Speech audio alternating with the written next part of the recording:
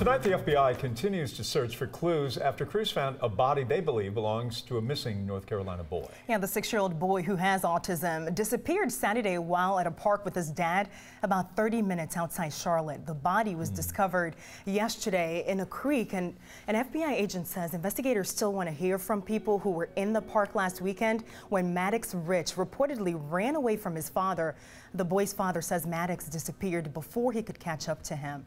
In an emotional message posted on Facebook last night, the father thanked everyone who took part in that search. He went on to say he would give anything to get his son back and save his son. And for the rest of his life, he says he'll feel that guilt.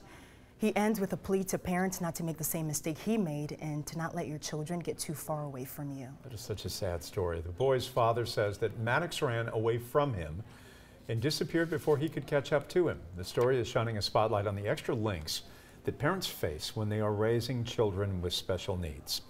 Adrienne Brodus is with our Techna team in Minneapolis, and she takes a look at the challenges of keeping kids safe who deal with autism.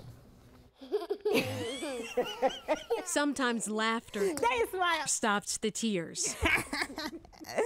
Laughter's all we got. That's all we got. Besides Jesus, if it weren't for these jokes, girl, we'd be divorced. It's hard enough to raise one child with special needs. You try to do 3. That's right. That's right. Do you need some eyes? Shalita Brundage and her husband Sean are raising 4 children. That's where his arm goes. 3 of them live with autism. Daniel is our most nonverbal child, and he does not respond if you call his name. What are you going to make, a girl one or a boy one? What do you think, kid? Their home, a reflection of the extra steps they take to keep their children safe. And we have gates everywhere. We have 8, 9 gates. If I was here by myself, I'd have gates up on each side of those kitchen entrances. I'd have gates up in the therapy room where the kids are getting therapy. There'd be gates up on each one of the doors. Good job. I'd have the alarms on so that if the door was open, there would be a chirp.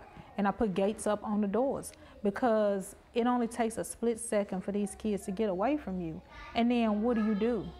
They are fast and young, and we are old and slow. A child with autism escaping, a fear that became reality for one North Carolina family. I couldn't catch up with him. I feel guilt for letting him get so far ahead of me before I started running after him. The 6-day search for a 6-year-old boy with autism who went missing from a North Carolina park ended Thursday. Just heartache.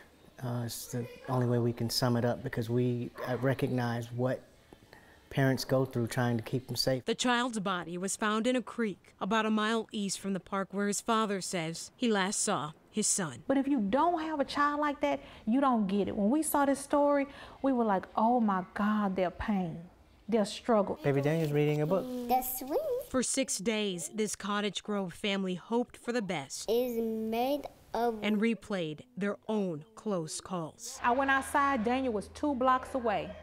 Thank God he stayed on the sidewalk. He was headed to a 4-lane highway in Houston, Texas. He was moments away from being there. I took out running and barely caught him. Metal. Tonight, they're asking other families to reserve judgment and try walking one day in the shoes of parents who are raising children with autism. Oh, there's a sense of relief that they found a child, but a sense of devastation that they have to bury their baby. And you know, it's so important for people to support and pray for them and not judge them because they're feeling bad on their own. They don't need your help feeling bad. They feel like right now, what if I should have or I could have.